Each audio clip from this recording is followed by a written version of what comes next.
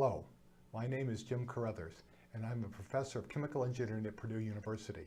At Purdue, I do both research with college students, and I also manage a STEM education program. I understand that you are going to embark on a project called Exciting Engineering. I'm excited for you.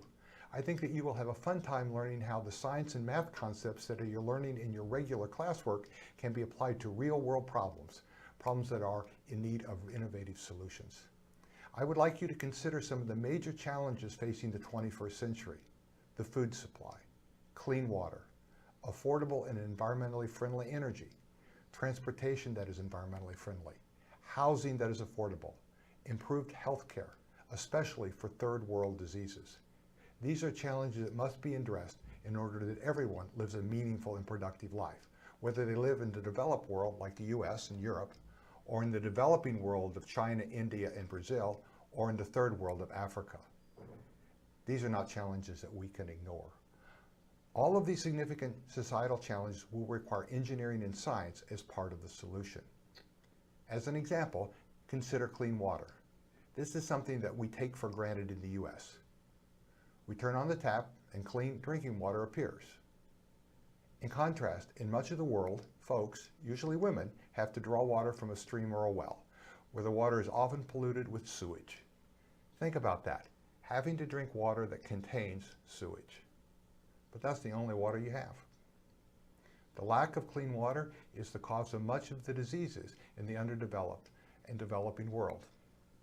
In fact, the major advance in the health of the general population of Europe and the US in the 19th and early 20th century was proper treatment of sewage and the availability of clean water. This advance in water treatment with the associated health benefits was the result of engineering. Better pipes and pumps, biological and chemical treatment of sewage before putting it back into rivers, managing the runoff of water from fields that have fertilizers, pesticides, and animal waste.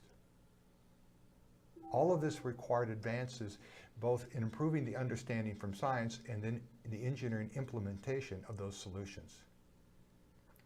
So I encourage you to begin thinking of how you, the students at Apex Middle School at Decatur, can begin to make a real difference in our world's future by applying some of your STEM knowledge to one of the major challenges facing us in the 21st century. In order to develop a solution, you will have to use all of your STEM skills. You will have to collect data and then analyze that data.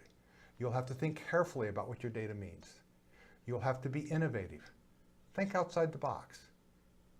In addition, you will have to communicate your results, both to others who understand the science and math behind your solutions, but also to others who do not have your STEM skills. For example, consider how you would explain your innovative solution providing clean water to a village in Africa to your grandmother, who may have never had all of the science and math you are currently learning. Finally, remember that science and engineering will only be part of the solution. In order to address a big societal problems, it requires not only engineering and science, but also how the technology interfaces with humans needed to implement the solution. For example, in developing a water system for a village in Africa, you need to consider: who will build the system? Who will maintain the system? Will it be in every home, or will the system be shared by the community? If it is a community system, will one person take responsibility for the system? How will that one person be compensated for their time? There are many more questions like this that need to be addressed. Thus, there is a need for those of you who have more of an interest in history and language and writing and other non-STEM courses to also be part of the team.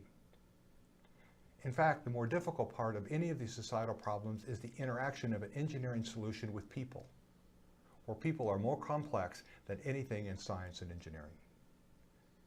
I encourage you to think big, to dream. We need young people who are bold enough to tackle the important problems facing us in the 21st century. Good luck on your projects. Maybe I will be fortunate enough to see some of your solutions. You guys are the future. God bless, and goodbye. All right.